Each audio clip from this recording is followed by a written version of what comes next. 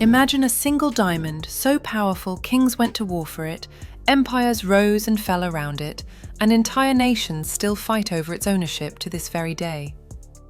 This is not just a gemstone, it's a symbol of greed, glory, and bloodshed. Today, we dive into the incredible story of the Koh-i-Noor Diamond, a jewel so priceless, experts believe it's worth more than the economies of entire countries. Stay until the end, because the mystery of the Koh-i-Noor isn't just about its beauty. It's about its curse, its power, and why no amount of money could ever buy it. The name Koh-i-Noor means mountain of light in Persian, and for good reason. It's believed to have been mined over 800 years ago in India's Golconda mines, an area famous for producing some of the most legendary diamonds in the world. In its earliest form, the Koh-i-Noor weighed a staggering 793 carats, far larger than its current cut. At that time, it wasn't seen as jewelry, it was seen as a divine symbol of rulership. Ancient rulers believed that whoever possessed the Koh-i-Noor was chosen by the gods themselves to rule. But that belief came at a cost. Owning the diamond often meant inviting betrayal, rebellion, and war. And so began a history drenched in blood. The diamond first rose to worldwide fame under the Mughal emperors. In the 17th century, it was embedded in the legendary peacock throne of Shah Jahan, the same ruler who built the Taj Mahal. The throne glittered with precious stones, but the Koh-i-Noor was its centerpiece, a stone so dazzling that foreign travelers wrote about it in awe.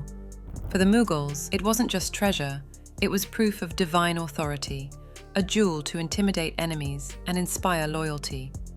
But as the empire weakened, the diamond became a prize that others sought to claim, and it didn't take long before blood was spilled over it.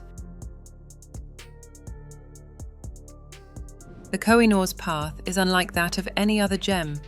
It wasn't peacefully sold or gifted, it was seized in battles and betrayals.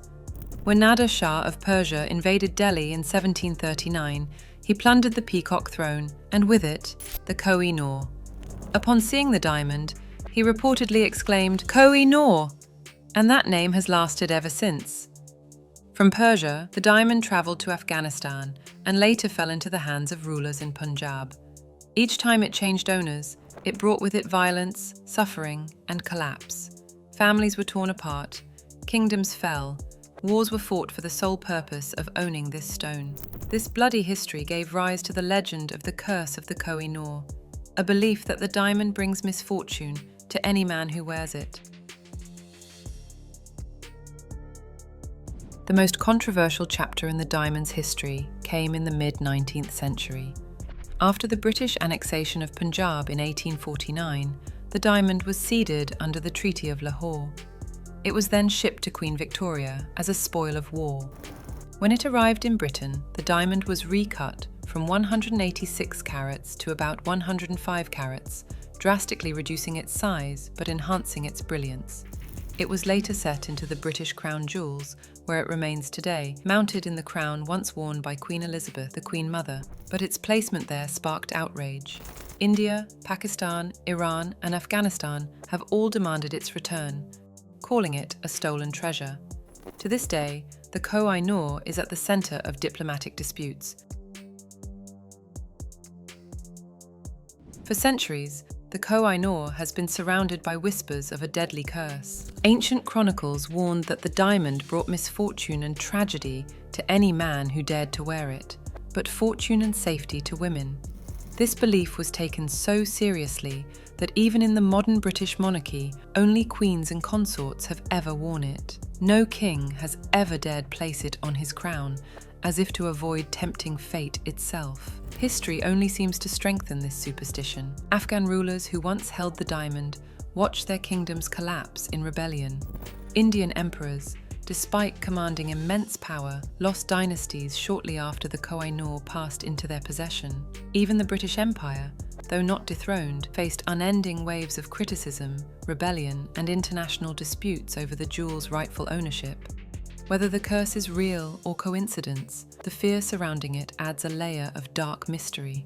To the world, the Koh-i-Noor isn't just valuable because of its brilliance, it's valuable because it carries the weight of fear, legend, and destiny. No other gemstone in history has inspired such awe and dread at the same time. Unlike most famous diamonds, the Koh-i-Noor has never been sold, auctioned, or even valued in the open market. Its worth is impossible to calculate in the traditional sense. Still, experts have tried to place a figure on it, with estimates ranging from $1 billion to as much as $10 billion or more. A staggering figure that puts it among the most expensive objects on Earth.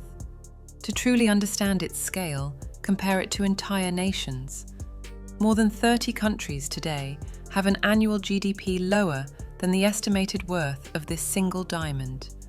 That means the Koh-i-Noor is literally worth more than the economies of small countries combined. It's not just jewelry, it's power crystallized. But here's the paradox. The Koh-i-Noor can never appear in an auction house. It can never be traded, gifted, or privately purchased. Its true value lies not in financial terms, but in what it represents. A clash of empires, centuries of conquest, and unresolved political wounds. To the world, its worth is measured in history, culture, and pride, not in dollars. Unlike rare diamonds in museums or private collections, the Koh-i-Noor is far more than a gemstone. It is a living symbol of history itself. It embodies empire, colonization, victory, and loss, all in a single, shimmering stone. And for this reason, it can never be legally, ethically, or politically sold. Even if someone stepped forward with $50 billion, the diamond would remain untouchable. The ownership debate makes this clear. India claims it as a stolen treasure of its past. Pakistan calls it part of its cultural heritage. Iran and Afghanistan, too, have demanded its return. Britain, on the other hand, insists it is a legitimate crown jewel. The argument over who it belongs to has lasted more than 170 years, and it's far from over. For billionaires and collectors, the Koh-i-Noor is the ultimate unreachable prize. To own it would mean holding not just one of the world's greatest treasures, but also the blood-stained history attached to it. That's why the Koh-i-Noor isn't just priceless, it's beyond ownership. It belongs not to one man or one empire, but to the memory of humanity itself. So why is the Koh-i-Noor diamond worth more than a small country?